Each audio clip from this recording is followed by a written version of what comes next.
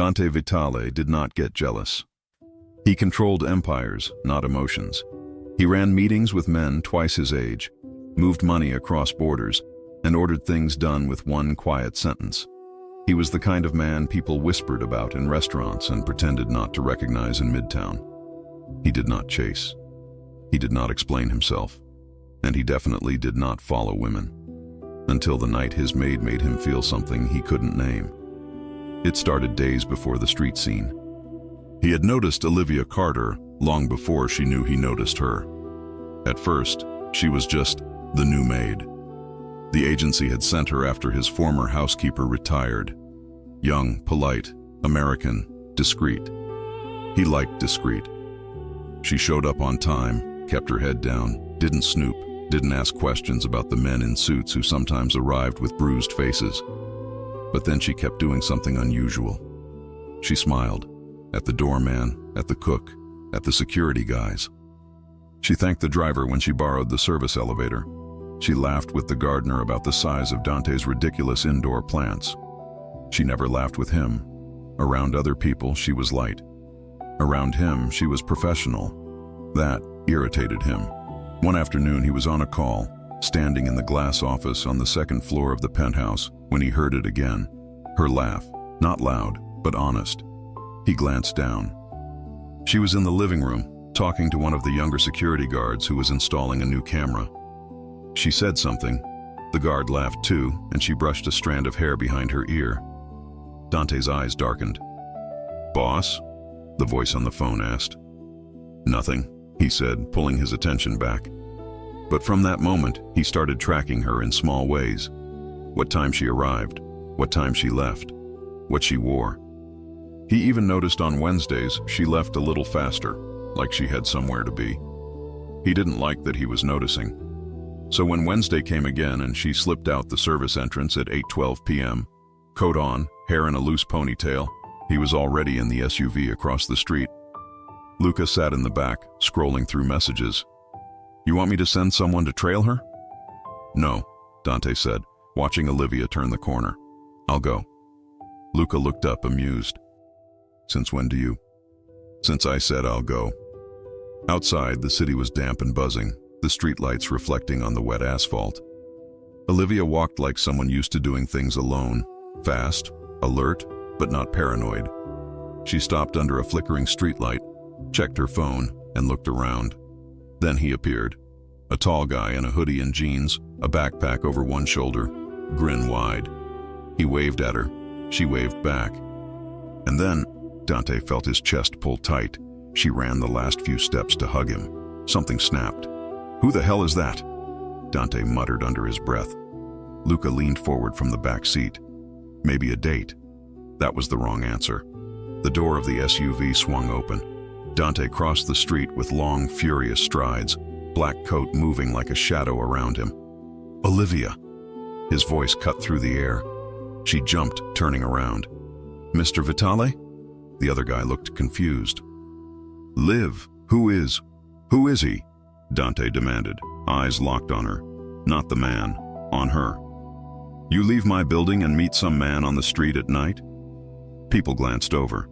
The scene didn't match.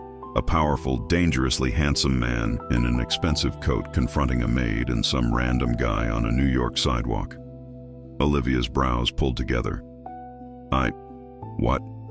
"You could have been followed," Dante went on, as if that explained why he was there. "You didn't tell security. You didn't tell me. You just walk out and meet some—" "Okay, hold on," the guy said, lifting a hand.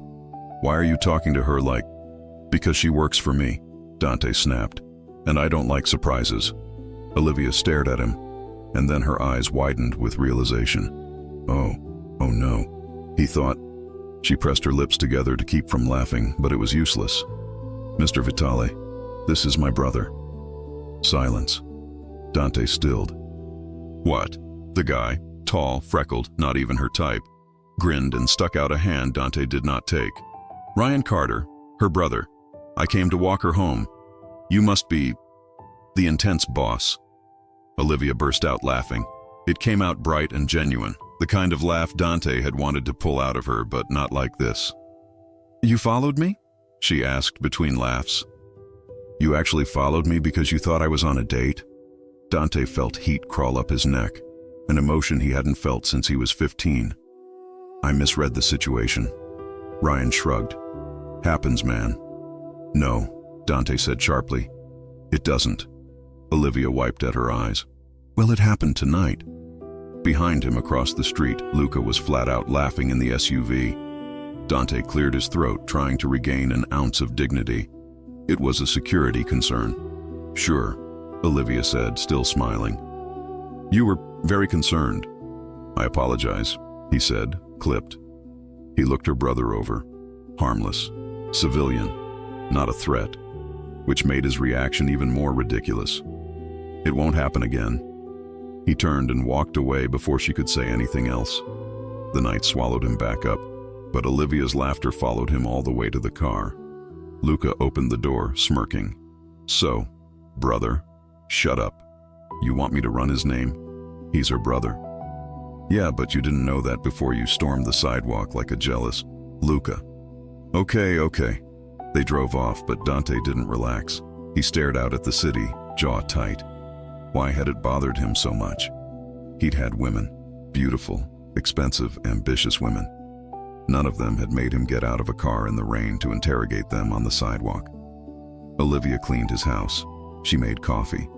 She asked where to stock the towels. So why the hell did it feel like someone had tried to take something that was his? The next morning, the penthouse was quiet. Floor-to-ceiling windows let in cold November light over marble floors and dark furniture. The city hummed far below. Olivia arrived at 8:01 a.m., sharp, like always.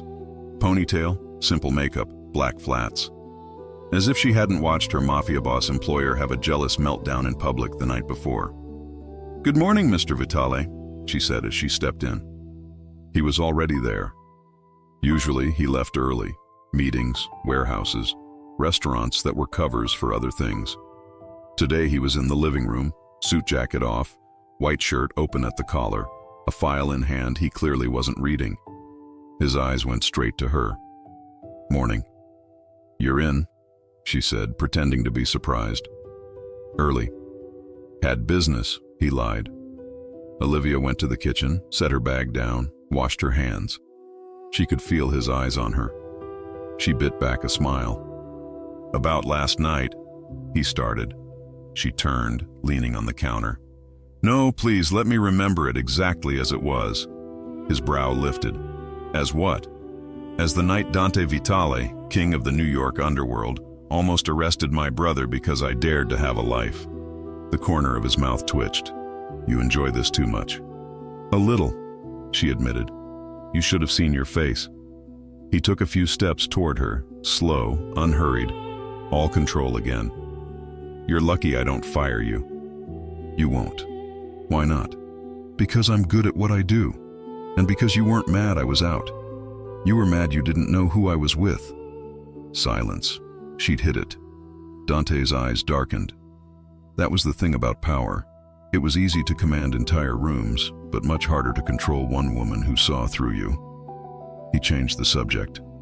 From now on, if someone's picking you up, tell security. So you can run background checks on my family, she teased, grabbing a cloth to wipe the counter.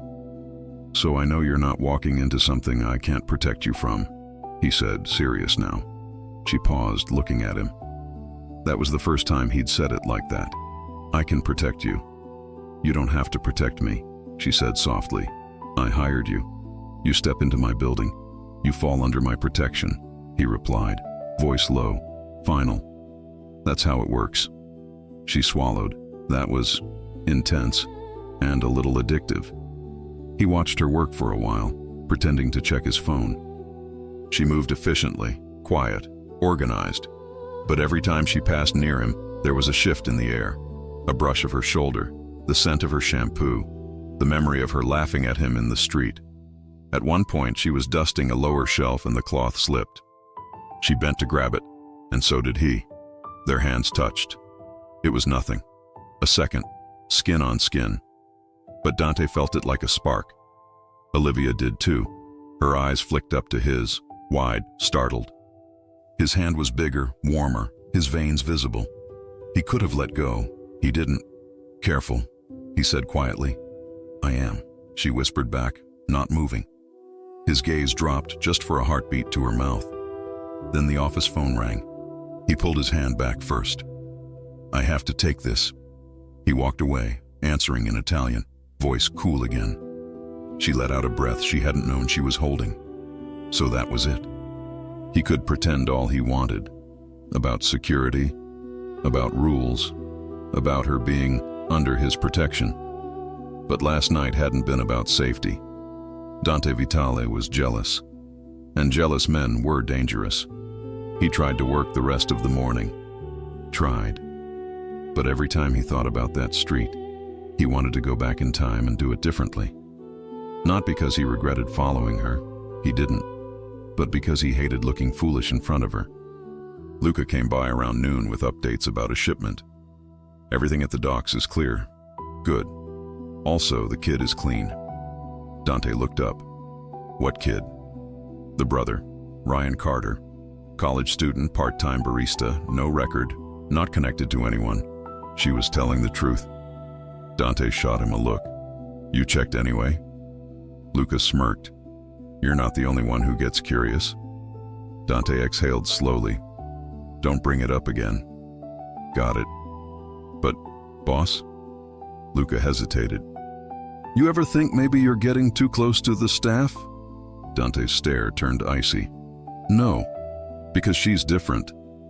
"I said no." Luca lifted his hands. "Okay." But Dante knew it was true. Olivia wasn't loud, wasn't flashy. She just belonged in his space, in a way most people didn't. And that was more dangerous than any rival. That evening, when she finished, Olivia grabbed her bag and headed for the elevator. She expected to leave unnoticed. "Olivia." She turned.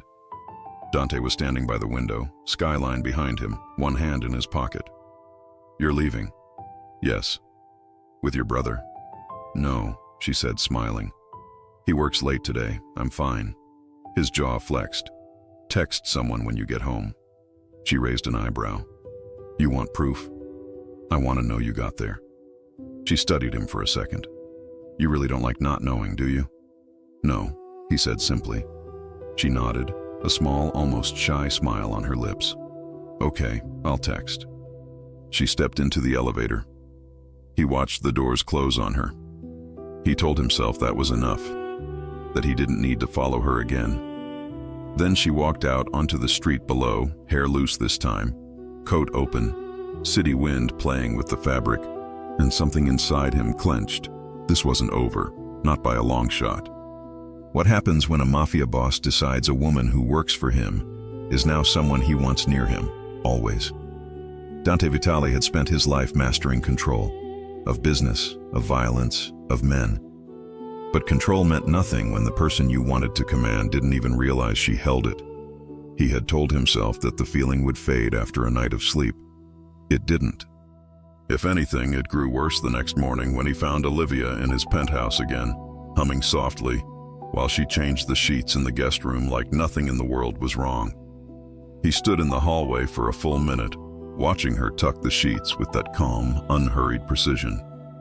The same woman who'd laughed at him in the street now moved around his home as if she hadn't just cracked the armor of the most feared man in New York. "Mr. Vitale," she said without looking up. "Are you going to stare all morning or do you want the bed done?" He blinked once, stepping inside. "Do you always talk to your boss like that?" "Only the ones who follow me home," she said, keeping her voice even. That answer should have irritated him. Instead, it almost made him smile. He crossed the room slowly, stopping beside the bed. "You're brave." "Not brave," she said, meeting his eyes. "Just not scared of men who make mistakes."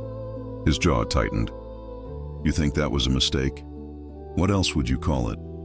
He didn't answer, because the truth was, following her hadn't felt like a mistake. It had felt like instinct, dangerous, uncontrollable instinct.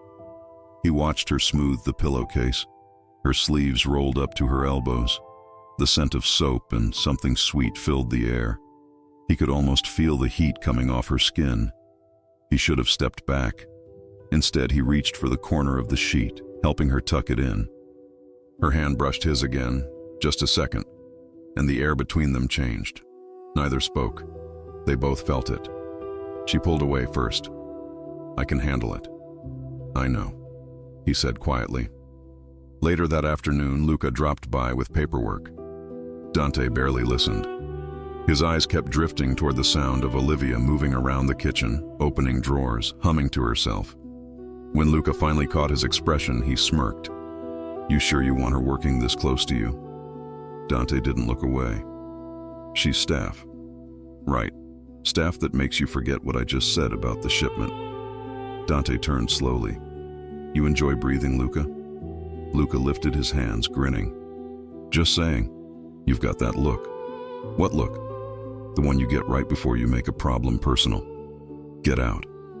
Luca left laughing. Dante leaned back in his chair, running a hand through his hair. Personal. That word stuck. Because it was personal now. Too personal. When evening fell, Olivia was still there. She usually left by 8, but she'd stayed late to finish the laundry. He found her in the laundry room downstairs, folding towels under warm yellow light. Her hair was slightly messy, a few strands falling from her ponytail. There was a tiny streak of detergent on her wrist. "You're still here," he said from the doorway. She jumped, almost dropping a towel. "Jesus, you move like a ghost. Bad habit." He leaned against the frame. "You should have gone home hours ago." "It's raining. I'm waiting for it to stop. You have a driver." "I'm not wasting a driver on weather," she said, eyes still on the towels. "You probably pay them by the hour." He took a slow step closer. "You always argue with your employer about logistics?" "Only when they sneak up on me in laundry rooms." He chuckled quietly. "Point taken." She looked up then, really looked. And for a second, the world went quiet. He wasn't the cold boss in a suit. He was just a man standing too close, sleeves rolled up, hair slightly undone from running his hands through it, eyes darker than they should be. "Thank you for checking," she said softly. "But I'm fine." "I know you are." He paused. "That's what worries me." "What does that even mean?" He hesitated. "It means I can't decide if I want you safe because you work for me, or because you make it impossible to think straight when you're not." The words left his mouth before he could stop them. Olivia froze. "Mr. Vitale." "Dante," he said quietly. She blinked. "Excuse me?" "When we're not in front of anyone else, call me Dante." Her heartbeat kicked. "I don't think that's appropriate." "Probably not." He didn't move, but the air between them thickened.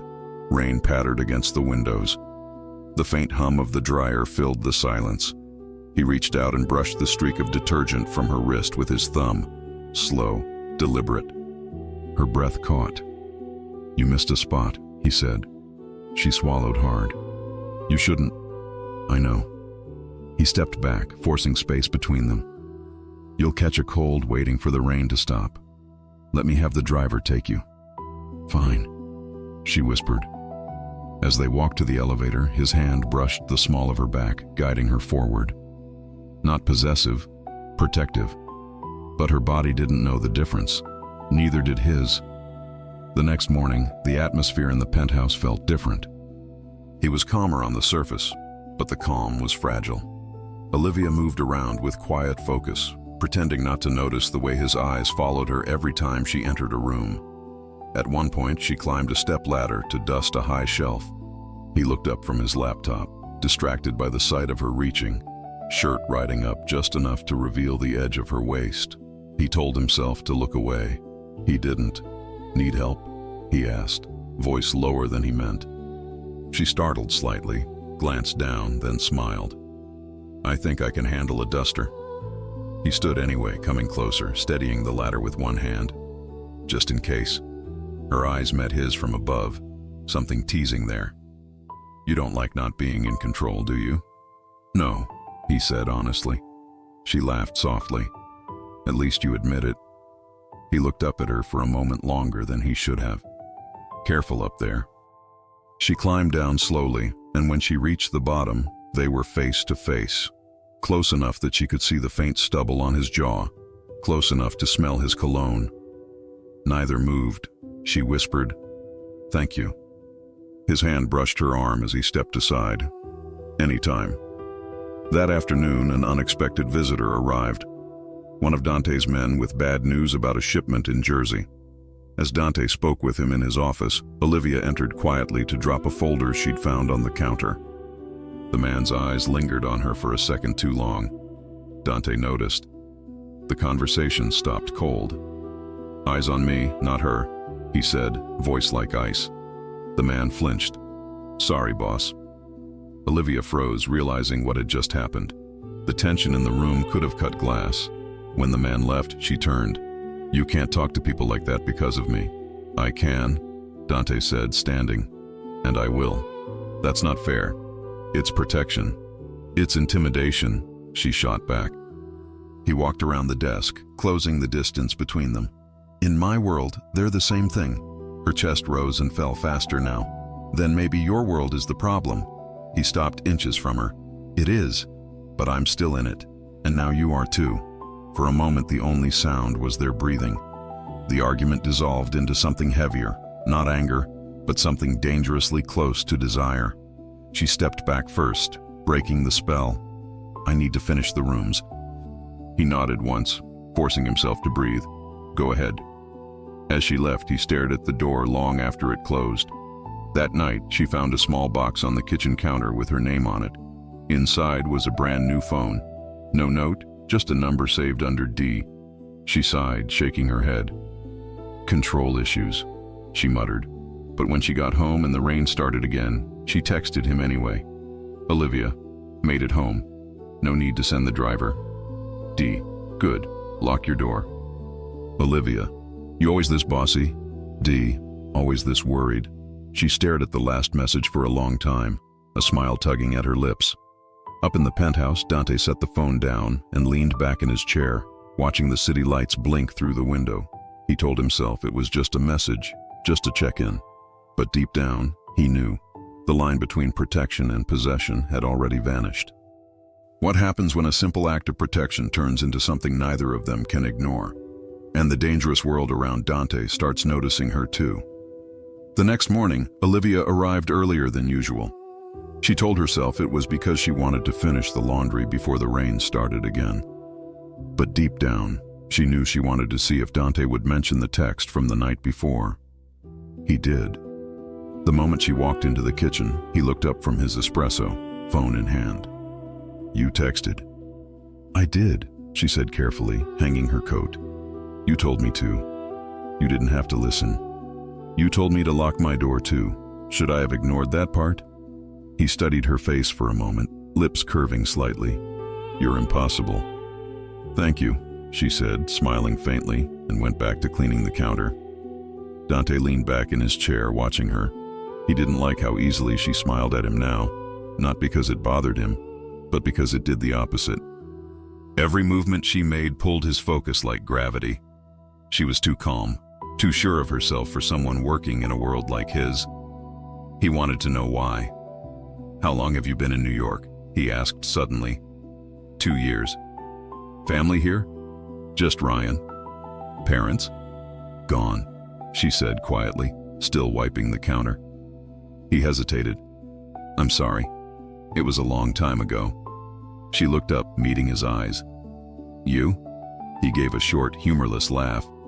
"No one asks me that." "I just did." He didn't answer. Instead, he stood, adjusting his cuffs. "Come upstairs. I need to go over something." The penthouse office was massive.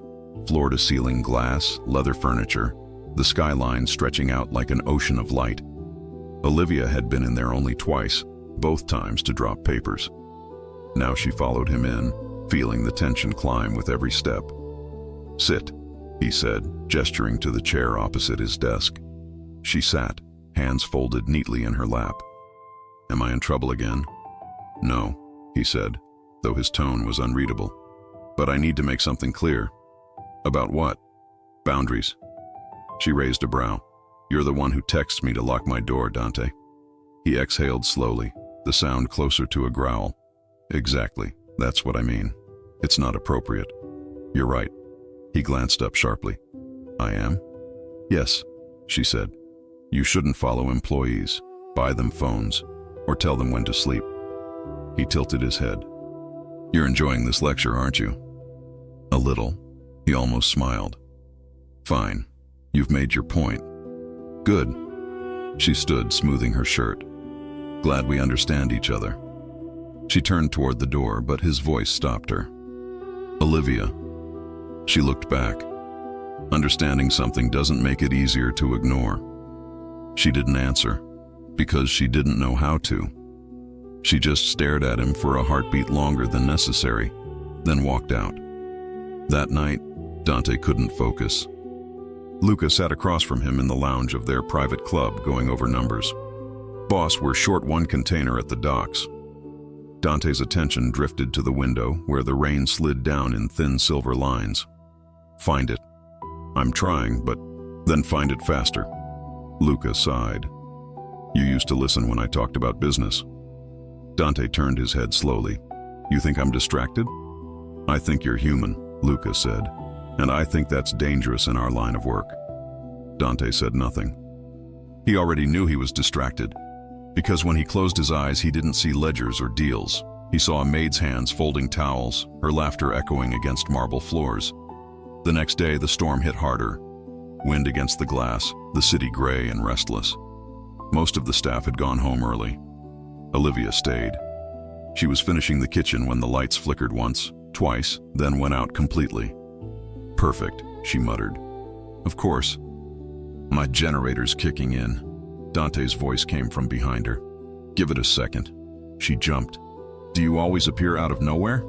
Bad habit, he said again, amused. The lights hummed back on, weaker but steady. He moved closer. You should head home. It's flooding out there. I'll wait it out. You can't take the subway. I wasn't planning to.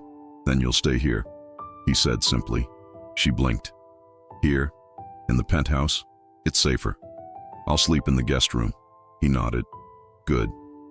Hours later, she was in the guest room wearing one of the soft t-shirts the housekeeper kept for emergencies. She couldn't sleep.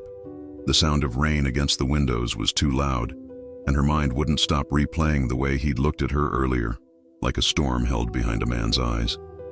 Finally, she gave up and wandered to the kitchen for water. He was there. No jacket, no tie, just a white shirt open at the neck, sleeves rolled up. He stood by the counter, staring out the window at the lightning flashing over the city. You don't sleep either? She asked quietly. He turned, surprised. Not often. Too many things in your head? Too many people trying to kill me, he said dryly. She smiled. That's one way to lose sleep. He watched her move around the kitchen, her bare feet silent on the tile. The shirt she wore was slightly too big, brushing mid-thigh. He looked away, then back again, failing miserably to be polite. You hungry? He asked. A little. He opened a drawer, pulling out pasta and sauce like a man who'd done this before. Sit. She sat on the stool, watching him cook. I didn't know mafia bosses made midnight pasta. Only the civilized ones, he said. She laughed softly. Is this part of my contract? Free dinner with the boss after an accidental kidnapping by the weather? Maybe I'm trying to make up for the street incident. She tilted her head. You keep bringing that up. Because I keep thinking about it. He turned to face her, leaning against the counter, arms crossed. The smell of garlic filled the room. The air between them felt charged again. Olivia, he said quietly, you make this place different. How? I don't know, he admitted. It's quieter when you're not here. Too quiet.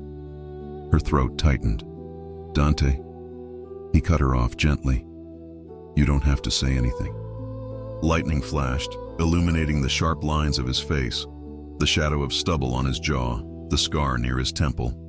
He looked like every dangerous thing she should run from, and yet she didn't move.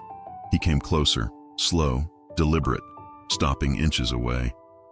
Tell me to stop, he murmured. She didn't. He reached up, brushing a damp strand of hair from her cheek. His hand lingered, tracing the edge of her jaw. Her breath hitched. The world outside roared, but inside there was only that touch, warm, certain, addictive. "Dante," she whispered. He leaned in, his breath brushing her skin. "You shouldn't say my name like that." "Like what?" "Like you know what it does to me." Her pulse raced. "Do you?" His eyes locked on hers. "Yes." Their lips almost met. Almost. When a sharp knock broke the moment. "Boss," Luca's voice called from the hall. "We've got a problem." Dante's jaw clenched. "Of course we do." He stepped back, the heat instantly replaced by cold control. "Stay here." She nodded, still breathless, as he walked out. Through the open door, she heard fragments of Luca's words. Docks, missing shipment, DeLuca's men seen near the pier. When Dante came back minutes later, his entire posture had changed. No softness, no hesitation. Just the boss again. "I have to go," he said, grabbing his coat. "Don't open the door for anyone. Luca will stay outside." "What happened?" "Nothing you need to worry about." "Dante," he paused, hand on the door. "Go back to bed." When he was gone, Olivia sat there in silence, heart still racing. The pasta on the stove simmered forgotten. Outside, in the storm, Dante's car sped through the flooded streets toward the docks. He told himself he was thinking about the shipment, the business, the rival trying to provoke him. But all he could think about was how close her lips had been to his, and how dangerous it felt to care about anyone in his world. Back in the penthouse, Olivia finally walked to the window. The city below was alive with thunder, but her reflection in the glass looked calm. Maybe too calm for someone who'd just realized she wanted the one man she couldn't have. She touched her fingers to the glass, whispering to herself, "What are you doing?" She didn't have an answer. Hours later, around 3 a.m., the elevator opened. Dante returned, soaked, tired, shirt half undone, knuckles bruised. He froze when he saw her waiting in the hallway. "You're supposed to be asleep," he said, voice rough. "I couldn't." Her eyes went to his hands. "You're bleeding." "It's nothing." She stepped closer, taking his wrist gently. "Sit." He didn't argue. For once, he let someone take care of him. She cleaned the cut, her hands trembling slightly. "Does this happen a lot?" she asked softly. "Often enough." "You should stop." "I can't." "Because of the business?" He looked at her, really looked. "Because this is who I am." She pressed a towel to his hand, eyes glistening. "Then promise me you'll at least be careful." He gave a half smile. "You care? Don't make me regret it." He laughed quietly, low in his chest. Too late. For a moment it was quiet again. The storm had eased outside, leaving only the hum of the city. She kept her hand on his, and neither moved. When she finally looked up, their eyes met, and that was all it took. Every line they'd drawn, every rule they'd tried to follow, vanished. He leaned forward, brushing his lips against hers. It was soft, almost cautious at first, then deeper, hungrier. She tasted rain and danger, and something that felt like truth. When he finally pulled back, he rested his forehead against hers. "You shouldn't be here." "I know, but I'm not sending you away." What happens when the world that made Dante dangerous finally finds out he has someone, to lose? Olivia woke up in the guest room of a mafia boss's penthouse knowing one thing for sure. After last night, nothing would ever be just work again. She hadn't meant for it to happen. She hadn't planned to kiss him.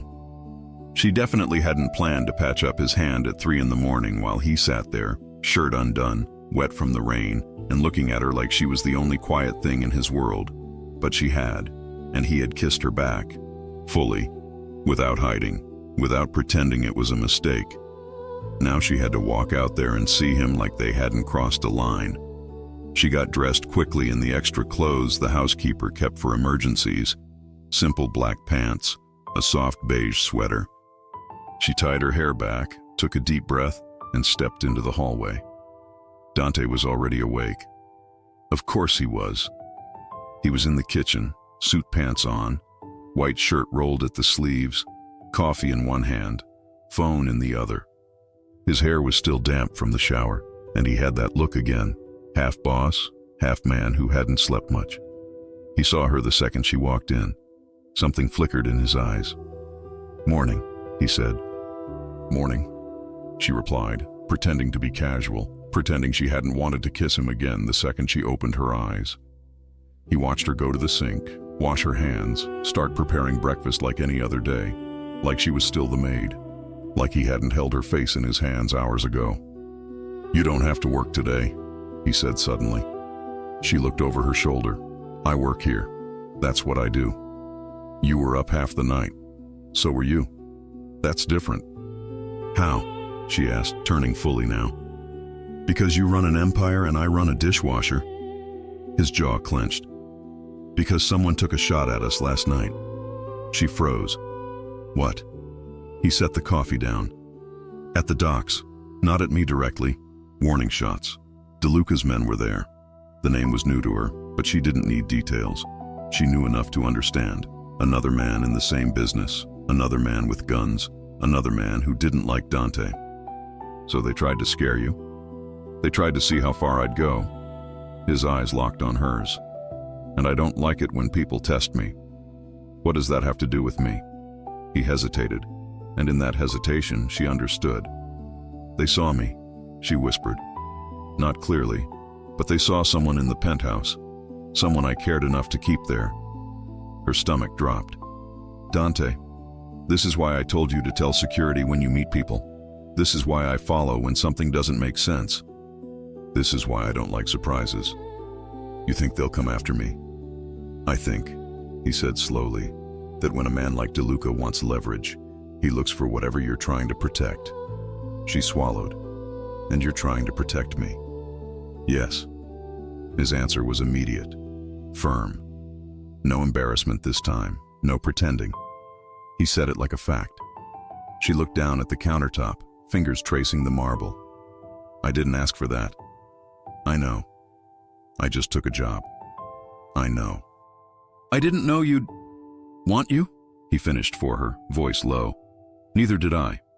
Silence stretched between them. He stepped closer, resting his hands on the counter, crowding her in but not quite touching. "So now we adjust." "How?" "You stay here until I say it's clear." Her head snapped up. "Here, as in, live here? Temporarily. Dante, I can't just move into your penthouse because a guy you hate saw a light on." "You can't," he said, "because you already stayed once. Because I know they were at the docks. Because I am not letting anyone get near you to make a point to me." She stared at him. "You really think they'd use me?" He didn't blink. "I would." That stunned her more than threats, more than guns, more than the name DeLuca. "You would?" she breathed. He nodded once. "If I saw an enemy get out of his car at 3 in the morning to go back upstairs for someone, I'd know she mattered." Her cheeks warmed. "I didn't know you saw that. I see everything." He said it like a warning and like a promise. By noon, the decision wasn't optional anymore. Luca came in with his usual unbothered swagger, but Olivia noticed his eyes were sharper, more alert. He scanned the windows, the elevator, the entrances. "We got confirmation," he said to Dante. "DeLuca's guy was taking pictures." "Of the docks?" Olivia asked. Luca glanced at her, then at Dante. "Of the building." Dante's voice dropped. "You sure?" "Yeah. They know where you live." "And they saw someone else walk around here last night. Blonde, smaller, definitely not staff we know." Olivia's heart hammered. "That was me." "Yeah," Luca said. "That's why I'm saying, if you don't want her hurt, stop pretending she's just the maid." Dante nodded once. "She's staying here." Luca smirked. "Thought you'd say that." Olivia looked between them. "Wait, do I get a say?" "No," both men said at the same time. She huffed. "Unbelievable." Dante's lips twitched. "Get your things after work." "I don't have things. I rent a small room." "Then we'll send someone to get what you have." "This is insane. This is protection. This is control." He didn't deny it. "Yes." She stared at him for a long second. "Fine, but I'm not sleeping in the same bed as you." He raised an eyebrow. That wasn't on the table. She blushed. Luca coughed to hide a laugh. That evening, while the city glowed under a cold dusk, Olivia stood in the guest room that was now, temporarily, hers. Fresh sheets, soft lighting, floor-to-ceiling window with a view of the skyline. It felt like everything and nothing at once. She heard a knock. "Come in." It was Dante. He was different now. In a black shirt, no tie, holster on his shoulder. He didn't try to hide it. If she was going to stay in his world, she might as well see it. "You okay?" he asked. "Yes." "You can say no." She gave him a look. "Can I?" He smirked. "You can complain." "I already did. I heard." He stepped into the room, looking around. "If you need anything," she folded her arms. "I need to know something." "What? Why are you doing this? Really? And don't say protection." His eyes met hers, steady. "Because they figured out I have a weak spot, and because I am not losing you over a man I should have taken out months ago." Her breath caught. "You don't even know if you have me." He took 2 slow steps toward her. "Don't I?" She didn't answer. He lifted a hand, brushing his fingers down her arm, slow, deliberate. Her skin erupted in goosebumps. He watched it happen. "This is what I meant," he said softly. "I can't have you walking around the city like you don't belong to anyone, not when I feel this." She looked up at him, heart in her throat. "Say it." "I want you close," he said. "I want you where I can see you. I want you safe. And I want them to know you're under me." Her knees almost buckled. "That sounds possessive." "It is." She swallowed. "And if I say it's too much?" His eyes softened just a fraction. "Then I'll still protect you. But I won't pretend I don't want more." Her chest rose and fell faster. "Dante." He leaned in, not to kiss her, but to speak against her ear. "You have no idea what it does to me that you laughed at me in the street and I still can't stop thinking about you." She smiled, eyes closing for a second. "You're not going to forgive that, are you?" "Never." He pulled back just enough to look at her. "Dinner's in 20. Don't disappear." Dinner was quiet, but not awkward. He sat at the head of the long table. She sat at the side, closer than a staff member would, further than a lover would. He didn't let the other staff serve tonight. He dismissed them and did it himself, plating the food, pouring the wine. "You cook," she said, surprised. "I eat," he corrected. "I like it good." "So you can kill someone at 3 a.m. and make perfect pasta at 8 p.m. Interesting skill set." He chuckled. "You're not scared." "Should I be?" "Yes." She met his gaze. "I'm more scared of being lied to." "I won't lie to you," he said immediately. "You already did," she said, tilting her head. "You said you don't get jealous." He stared at her. Then he laughed, really laughed, that low, rare sound that made him look younger. "Okay, that one I lied about." They ate. They talked about normal things. Ryan's classes, her first job, the first time he got in trouble as a teenager. She learned he grew up in Brooklyn, that his father was old school, that violence had been in his life long before he chose it. "You don't regret it?" she asked. "No, not even now." He held her gaze. "Not even now." That answer should have scared her. Instead, it just made him look honest. Later, she was in the kitchen rinsing plates when she felt him behind her. She didn't have to turn. She knew his presence now. "You don't have to do dishes," he said, force of habit. He reached around her, taking the plate from her hands, his chest brushing her back. Her breath hitched. He set the plate down and didn't move away. "Olivia." "You know this changes everything, right?" She stared at the sink. "I figured. You can't go back to being just staff." "I figured that too." His hand slid slowly from the counter to her waist, fingers pressing lightly over the fabric of her sweater. Not grabbing, not rushing, just claiming. She closed her eyes. "You're not scared?" he murmured. "I am," she whispered. "Not of you." of the mess. I'll handle the mess. You can't control everything. He bent, lips near her ear. Watch me. She almost turned to kiss him then. Almost, but a sharp buzz sounded on his phone. He checked it and the softness vanished from his face. What is it? She asked. He was already in boss mode again. They moved. Who? DeLuca's guys.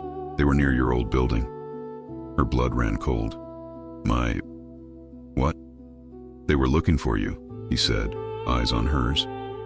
They asked the landlord if you still lived there. She felt her legs weaken. How did they...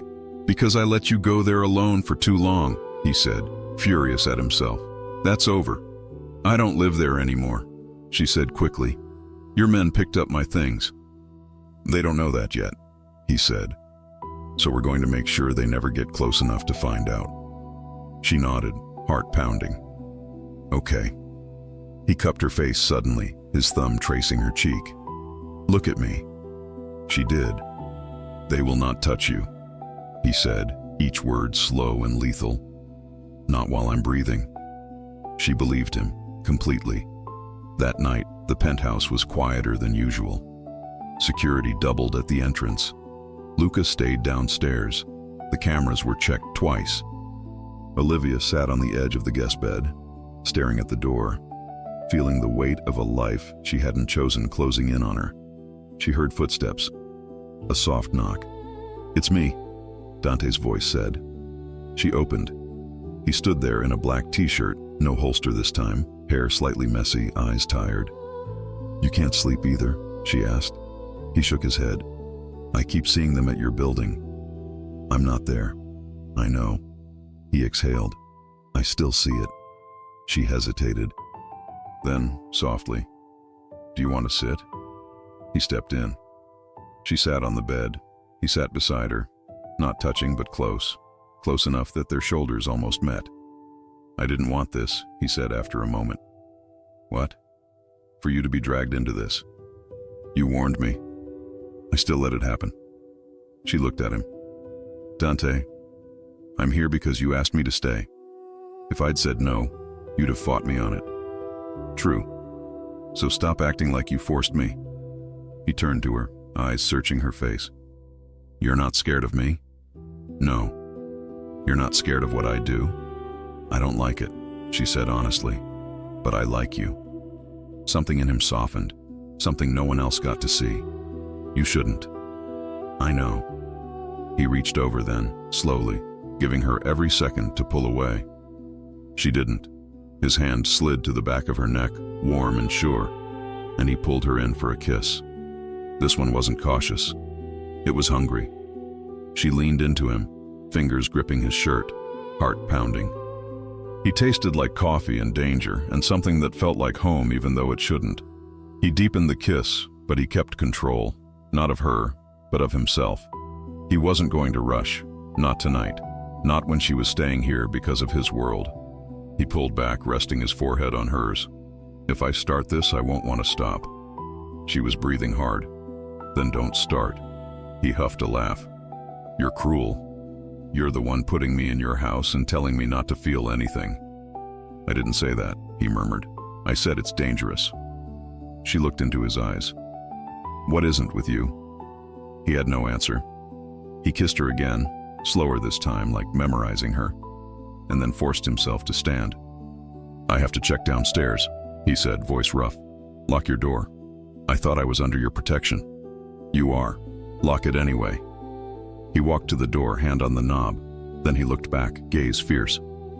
Olivia. Yes? From this point on, if anyone asks, you're with me. What happens when the entire criminal world realizes Dante Vitale now has someone to lose? And she realizes loving him means living in that world too. When Dante said, you're with me, he meant it. Not in the casual way people say we're together, but in the old world, dangerous way that meant something permanent. Everyone around him knew. Every man who worked for him heard it once and didn't need to hear it again. Olivia Carter now belonged to Dante Vitale. He never said it in front of her again, but his world had already received the message, and so had she. The following morning, Olivia woke to a new reality. Her name was on the building's private security list. Her fingerprint now opened the elevator that led to his penthouse. And for the first time, the guards outside nodded respectfully instead of pretending she was invisible. It should have felt safe. Instead, it felt like standing in a spotlight. She entered the kitchen to find Dante already on the phone, pacing near the window. The skyline behind him looked sharp, metallic, just like the man in front of it. "Yes," he said quietly into the phone. "No mistakes this time. If DeLuca moves again, I want eyes before he breathes." He hung up and finally looked at her. His face softened instantly. "Morning." "Morning," she said, pouring herself coffee. "Planning another war?" "Preventing one." She arched a brow. "That's comforting." He smirked. "You slept?" "Barely. I told you you'd get used to it. I don't think anyone should get used to men with guns outside the door. That's because you didn't grow up with them." She looked at him for a long second. "Is that what this is for you? Normal? Necessary?" She didn't push further. She'd learned that Dante only gave answers in pieces, fragments of truth wrapped in silence. The day unfolded strangely domestic. He worked from home, taking calls in Italian that sounded like poetry and threats mixed together. She cleaned what was already spotless just to keep busy. At one point, he looked up from his papers and said, "You don't have to keep doing that." "I like keeping my hands busy," she replied. He studied her for a beat, then went back to his work. But an hour later, she noticed a small tray of fruit and espresso sitting on the counter beside her. He hadn't said a word, just left it there. It was the kind of quiet care that didn't need explaining. By evening, the tension that had filled the air since she'd moved in began to shift. The danger was still there, outside in the city that never slept. But inside the penthouse, something warmer was growing. She found him in the living room, shirt unbuttoned at the collar, eyes on the news but not really watching. "Long day?" she asked softly. He glanced up. "You could say that. You need dinner?" He smiled faintly. "You offering?" She shrugged. "You fed me pasta during a storm. I owe you one." He let her cook. He didn't interfere, just leaned against the counter, sleeves rolled up, arms crossed, watching her move around his kitchen like she'd always belonged there. When she placed the food in front of him, he took a bite, then looked up. "You're dangerous," he said. She blinked. "Me? You make this look normal." She smiled. "It is normal. Cooking, talking, people do this. Not people like me." "Maybe you should." He looked at her for a long time. "You really think I could change?" "I think you don't want to," she said simply. He didn't argue, because she was right. He didn't want to. And yet, he wanted her. And somehow, that contradiction didn't scare him anymore. Later that night, they sat on the balcony overlooking the city. The lights stretched forever. The wind carried faint sirens from blocks away. He poured 2 glasses of wine. She accepted one, wrapping her fingers around the stem. "You ever think about leaving it all behind?" she asked quietly. "The business? The danger?" He considered it. "Every man in my world thinks about it. None of them really mean it. And you?" "I couldn't stop if I tried." She looked at him, eyes soft. "Because you don't want to, or because you don't know how?" "Both." They sat in silence for a while. Then she said, "What if someone made you want to?"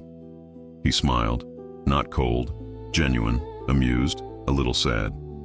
"Then I'd want to protect her from it. But I wouldn't pretend to be something I'm not." "You don't lie, do you?" "No," he said, "not to you." That truth felt heavier than any lie could. Days passed. She learned his patterns.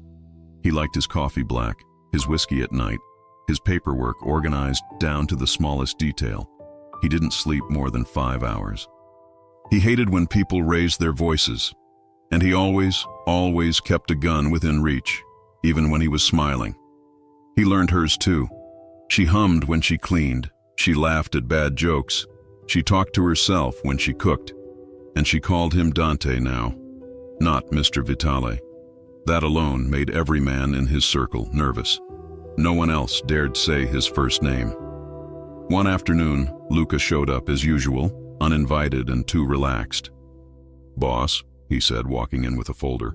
"We got a lead on DeLuca's men." Olivia glanced up from the kitchen. "Coffee?" Luca grinned. "You're spoiling us, Liv." Dante's head snapped up. "What did you call her?" Luca froze. Nothing, boss." Olivia hid a smile.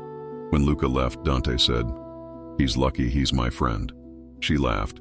"He's harmless. He's loud. You're jealous." He looked at her sharply, then shook his head.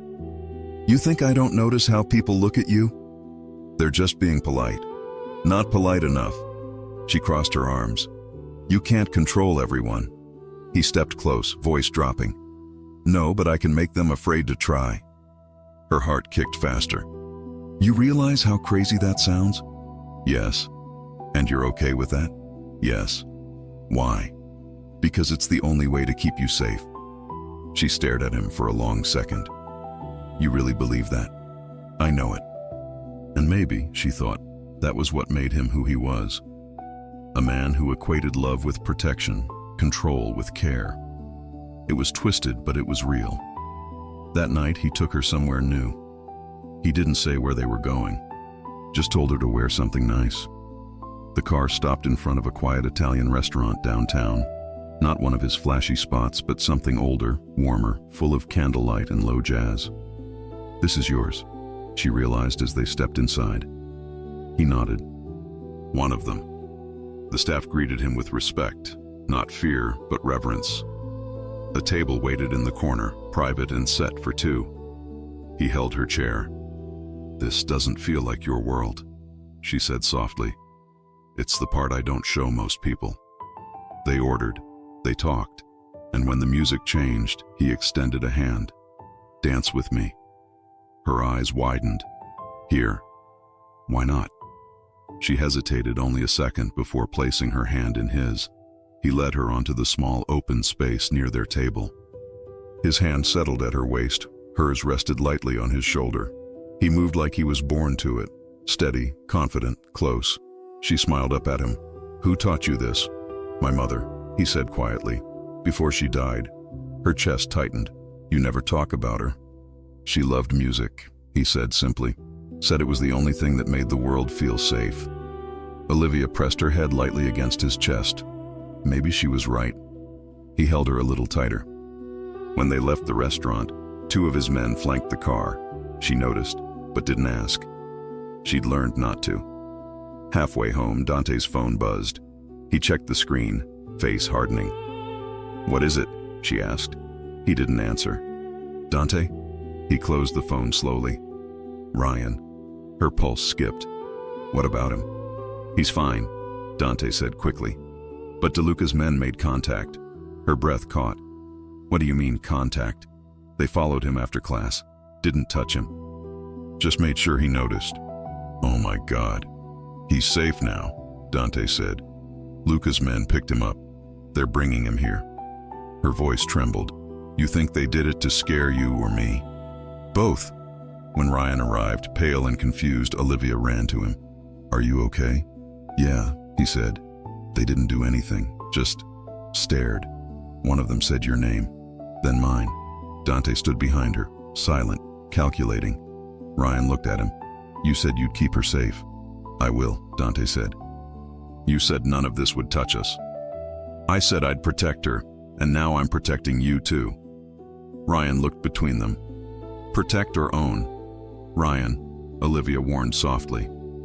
"No," he said, shaking his head. "You have no idea what you're in, Liv." Dante stepped forward, calm but firm. "You're right.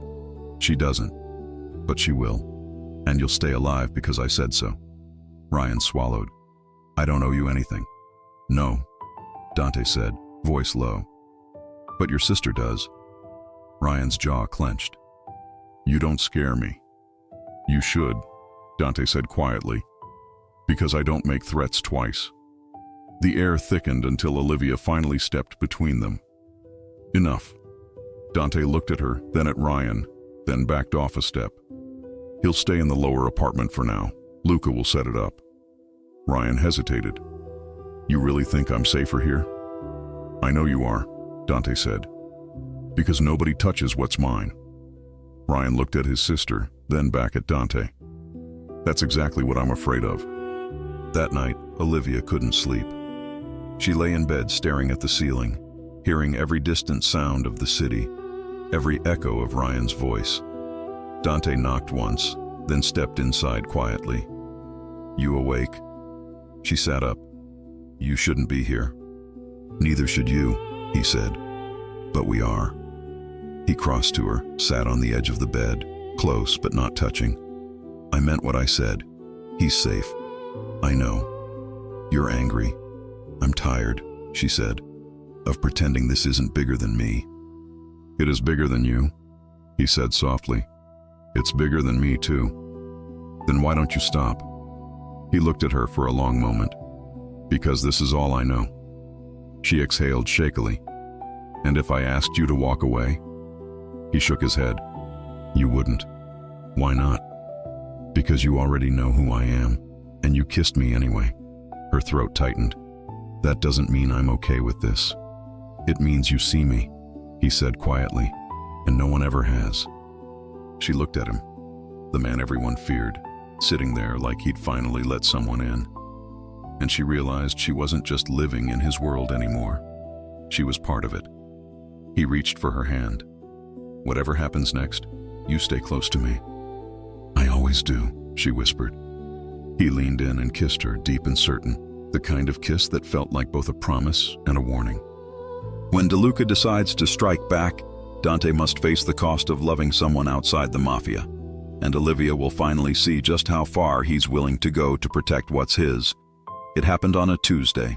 Nothing about the day said danger. The sky was clear, the city was noisy. Dante was in his office going over shipments, and Olivia was making lunch like this was a normal home and not the headquarters of a man other criminals watched from a distance. Ryan was in the lower apartment, trying to pretend he wasn't under protection. He'd argued, complained, said he didn't want to be part of this. But he was still there, because even he knew that if men from Dante's world had his name, he couldn't go back to pretending he was just a college kid. Olivia took him food every day. Don't get used to this, she always said. I already am, he always said back. At noon, she went down like always. She knocked. Ryan, open. I brought... No answer. She frowned. Ryan, don't make me use the code. Still nothing. She typed in the code Dante's men had set for her, pushed the door open and stepped inside. The plate in her hand slipped. The place was a mess. Chair tipped over. Ryan's backpack on the floor, his phone on the table, and in the center of the room, taped to the wall, a single folded piece of paper with a name scrawled in black marker. Vitale. Her blood went cold. Dante! She screamed. Footsteps thundered. Two of his men rushed in first, guns already out. Dante was right behind them, eyes scanning the room in 1 second, taking in everything. He's gone, Olivia said, voice shaking. They took him. They left that. One of the men handed Dante the note. He opened it. It was simple. You took what was mine. I took what you care about. Let's see who breaks first. R. DeLuca. Dante's jaw flexed once. No shouting, no questions, no panic, just pure, sharp rage. He turned to his men. Lock every entrance, no one in or out. Find the cameras. Olivia grabbed his arm. Dante, they have Ryan. I know. We have to go get him. He looked at her then, really looked, seeing the fear in her eyes. We will. When? Now. 15 minutes later, the penthouse was buzzing. Luca spread photos and printouts over the table. We got footage from the garage. 2 men, masks. They knew where to go. They went straight to Carter's door. They had our layout, Dante said, voice low. Someone talked. Or someone followed her and the kid earlier and waited. Dante's eyes narrowed. He's been watching us. Olivia stood between them, shaking. What are you going to do? Dante looked at her. Get your brother back. How? The same way I get everything back. I take it. That's not an answer. It's the only one I have. She stared at him. At the man who was always calm, always calculating. Today, he looked like a storm barely contained. Is he going to be okay? Yes. How do you know? Because I'm going to make sure of it. Dante? He stepped close, grabbing her face in both hands. Listen to me. This is what it costs. What? Being with me.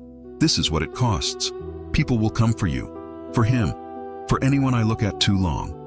This is why I tried to keep you in the building. This is why I don't like surprises. Tears burned her eyes. I didn't ask for this. I know, but I'm still going to fix it. He kissed her forehead fast and fierce, then turned to Luca. We know where he'd take him? Luca nodded to a map. DeLuca's been using an old print factory in Jersey. We tracked 2 cars there this morning.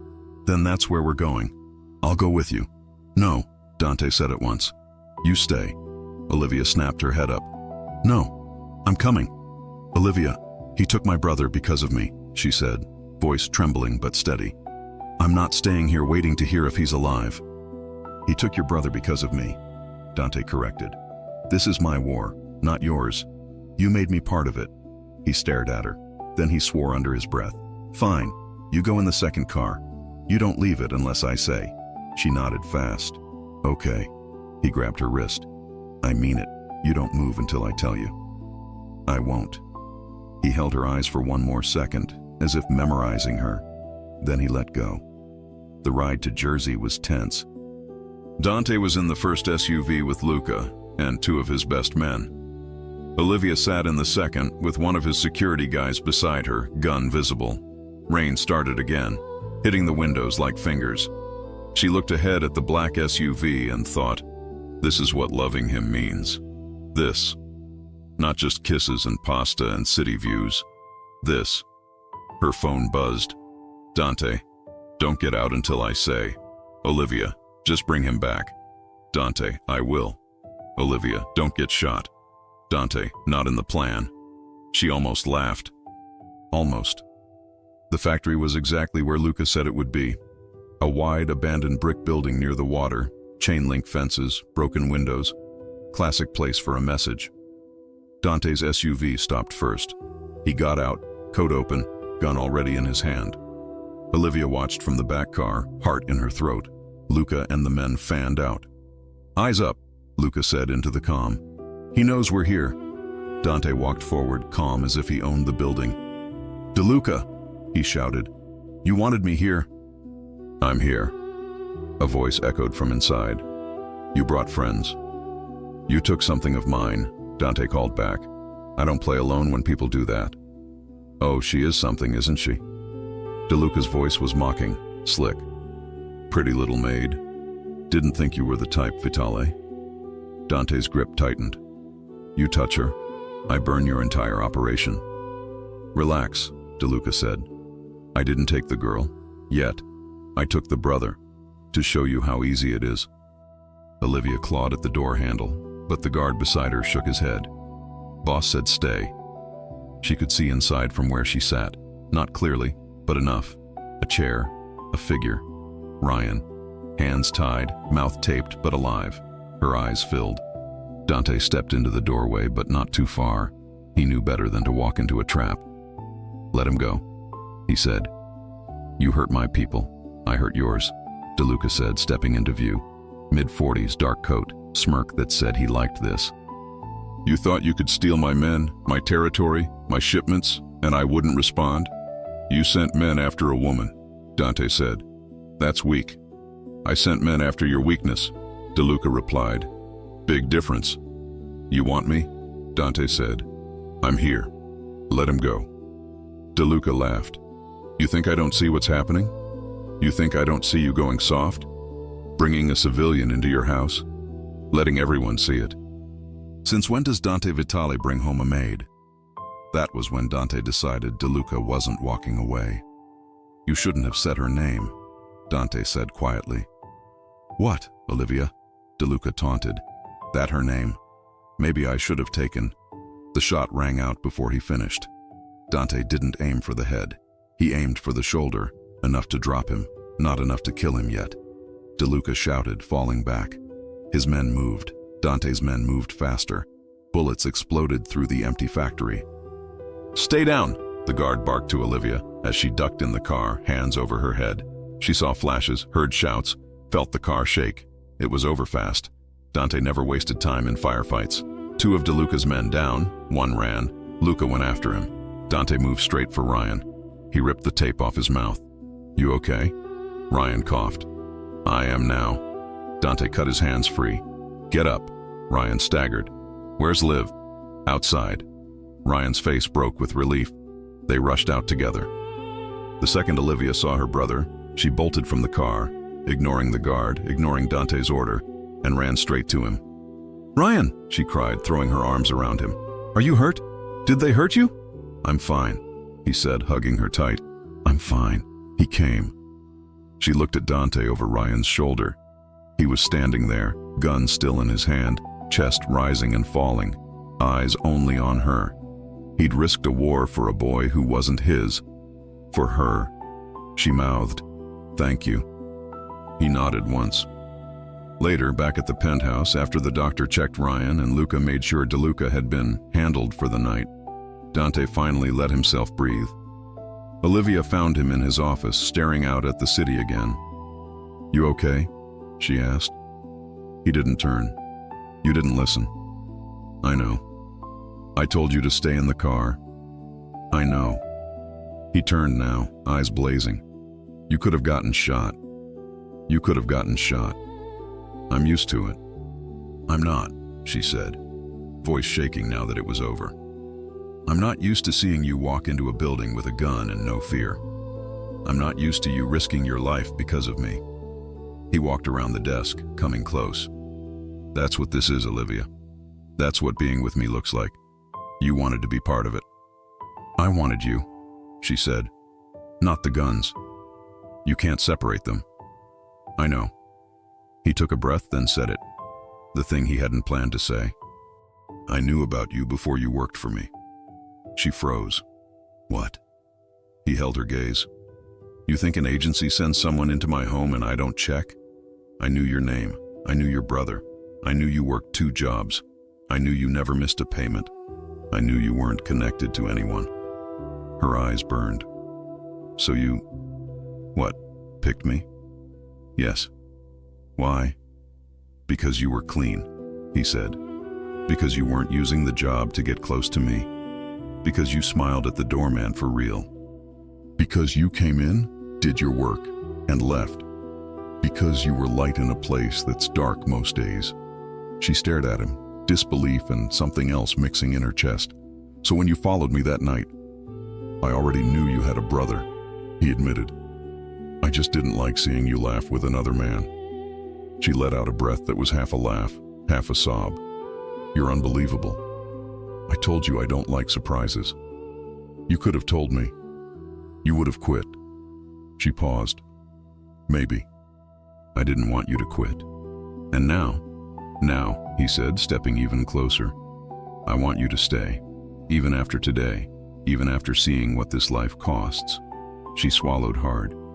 "I almost lost my brother. But you didn't. Because of you." "Yes."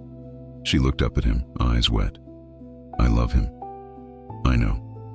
I can't lose him." "You won't," he said. "Not while I'm here." She searched his face. "And you? Who protects you?" He almost smiled. "No one." She lifted a hand and touched his cheek. "I could." His eyes darkened. "That's not your job." "I don't care." He grabbed her wrist, pulled her in. The kiss wasn't gentle this time. It was relief, anger, adrenaline, all of it at once. She kissed him back just as hard, fingers tangling in his hair. He broke away first, breathing hard. "Marry me." She blinked. "What?" "Marry me," he repeated, like it was the easiest thing in the world. "You're already in my house.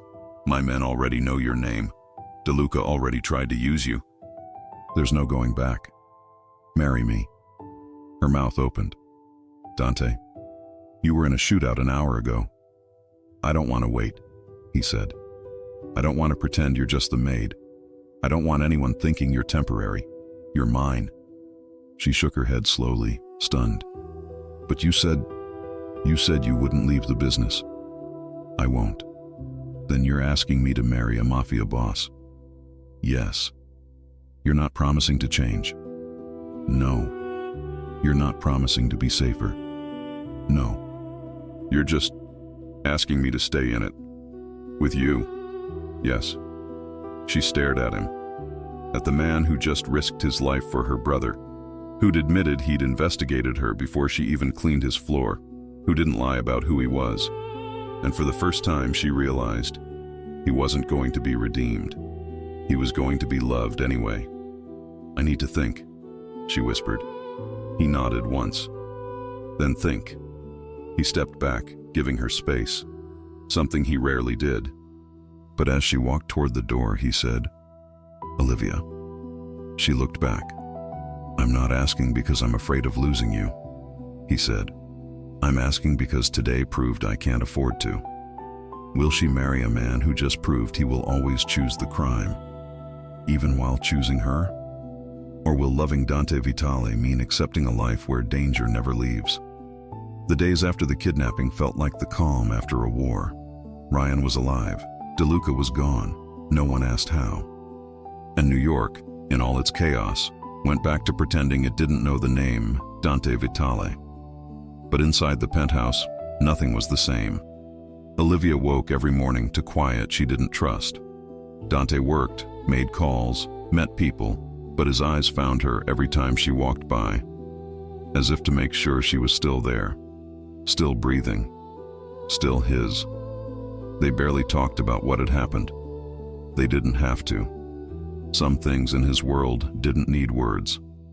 But every night, when the city lights flickered across their windows, she thought about what he'd asked her. Marry me. It wasn't a fairy tale proposal. There was no ring, no kneeling, no promises of a clean life. It was a confession, one that came from a man who knew he couldn't change, but was still willing to let her in anyway. And she hadn't said yes. Not yet. On the third night after the rescue, she found him on the balcony again, glass of whiskey in hand, shirt open at the collar. The city below looked small, almost innocent. The man standing above it didn't. She stepped outside quietly. You never sleep, do you? He didn't turn. Sleep's for people who feel safe. And you don't? He smiled without humor. Not since I was 15. She walked closer, the cold air brushing her skin.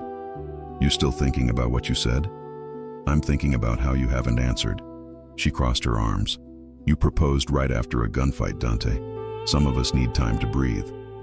Time doesn't change who I am. I know. She hesitated, then said softly, That's what scares me. He turned then, fully, and faced her. You think I don't know what this means? You think I haven't tried to stop myself from asking you? Then why did you? Because you make me feel human, he said simply. And no one in my life has ever done that without wanting something in return. She met his gaze. And if I say yes, what happens to me? He stepped closer. You get me. All of me. The good, the bad, the danger. You get a name that protects you and a man who doesn't know how to leave you. That sounds like both a promise and a threat. He smiled faintly. It's both. She laughed softly, shaking her head. You're impossible. I'm yours, he said. Her heart jumped. You really believe that, don't you? He nodded once. I do. The wedding happened quietly, 3 weeks later. No press, no church, no family, just power and silence. It took place in the garden of one of Dante's properties upstate, a place so private it didn't appear on maps. Ryan walked her down the small stone path, still uneasy about everything, but unwilling to let anyone else do it. You sure? He whispered. She smiled faintly. I've never been surer. He sighed, half proud, half worried. He's not like us, Liv. I know, she said. But he looks at me like he is. When they reached the archway, Dante was there. No tux, just a perfectly tailored black suit, open collar, hair slicked back, eyes only on her. For a man who spent his life commanding armies, he looked strangely nervous. The officiant spoke briefly. Words about loyalty and choice, about building something even in darkness. When it was time, Dante didn't wait for the cue. He took her hands, voice low but clear. "I won't promise to be a good man," he said. "I'll promise to be your man." Olivia smiled through tears. "That's enough." "Too late to run," he whispered. Wasn't planning to. When he kissed her, Luca whistled quietly from the side, and even the guards looked away with small smiles. It was done, Mrs. Vitale. The reception wasn't a reception at all. Dinner for a few close people, Luca, the driver, 2 guards who'd been with him for years. Ryan sat stiffly at the end of the table, still trying to understand the idea of his sister marrying the man who terrified half the city. Dante made a toast. "To loyalty," he said simply, "and to the woman who has more courage than anyone in this room." Olivia raised her glass. "To a life that makes sense, even if no one else understands it." Everyone drank. Everyone knew what she meant. Later that night, as the cars left and the lights dimmed, Dante walked with her through the quiet property. The air smelled like rain and earth. The house behind them glowed warm and gold. "You nervous?" he asked. She smiled. "About what?" "Being married to a criminal." She looked at him, then reached for his hand. "No, I'm married to you." He stopped walking. "You really mean that?" "Yes." He exhaled, like something heavy had lifted off his chest. "Then I need to tell you something." She frowned. "What?" He turned, facing her fully. "DeLuca's gone. His men are scattered, but there'll be others." "There always are. I can't promise peace." "I'm not asking for peace. What are you asking for?" She stepped closer, laying her hand on his chest. "Honesty, respect, and to never find out from someone else what you've done." He covered her hand with his. "Done. And one more thing." He raised an eyebrow. "What's that?" "When you walk back into that world, you leave me out of it. You don't bring it home." He nodded slowly. "Deal. And if you break that deal?" He smiled. "Then you'll make me pay for it." "I will." He kissed her then, slow and certain, the kind of kiss that sealed more than a marriage. Weeks turned into months. The world around them adjusted. People whispered when she appeared beside him at dinners, when her photo leaked once. A simple shot of her stepping out of his car, his hand at her back. The caption in the tabloid was simple. "The untouchable finally touched." She ignored it. He didn't. Anyone who printed her picture again mysteriously stopped. Ryan finished college, stayed close, slowly made peace with the man who'd saved his life. And Dante kept his empire running, smarter, quieter, deadlier. He came home every night, never before midnight, always with that same look when he saw her, the look of a man who still couldn't believe she was real. Sometimes, when she couldn't sleep, she'd walk to the balcony and find him there, watching the city. "You still thinking about it?" she'd ask. "About what?" "The other life, the old one." He'd smirk. "This is the life. And me? You're the reason I still have one." One evening, as the sun set in orange streaks across Manhattan, she joined him outside.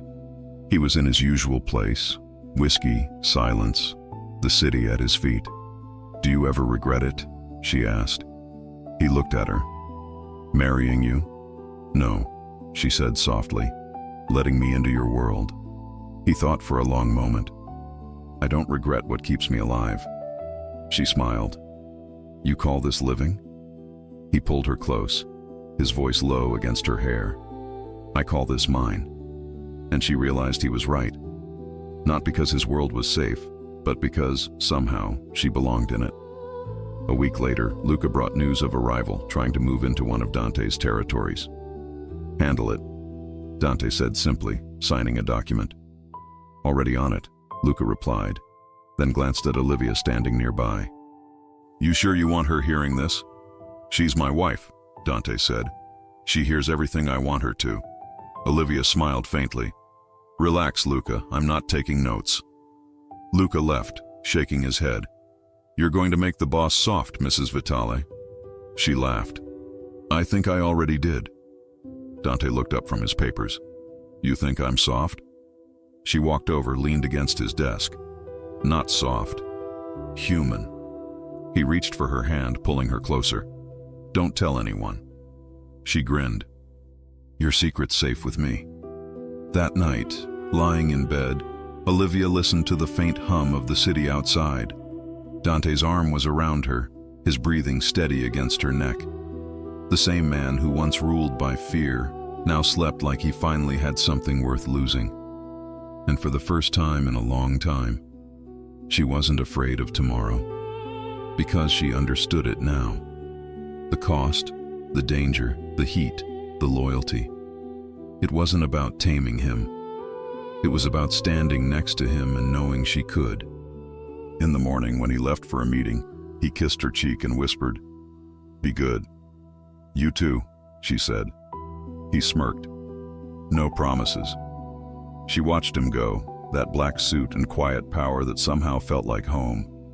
The door closed, and she smiled to herself. This was her life now, unpredictable, dangerous, alive. And for better or worse, it was exactly what she'd chosen. She didn't marry a hero. She married the storm, and learned how to stand in the middle of it. If you enjoy stories like this, take a moment to subscribe to the channel. That's how I'll know you truly liked it. Even if you're watching on your TV, grab a second to join this family of fans who love emotional and heartfelt stories. Your support means everything, and it helps us bring you even more tales like this one.